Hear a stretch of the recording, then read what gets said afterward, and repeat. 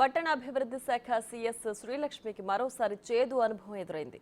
మంత్రి నారాయణ బాధ్యతల స్వీకరణ కార్యక్రమంలో సంతకం పెట్టేందుకు శ్రీలక్ష్మి ఫైల్ తీసుకొచ్చారు. అయితే ఆమె తెచ్చిన ఫైల్లో సంతకం చేసేందుకు మంత్రి నిరాకరించారు.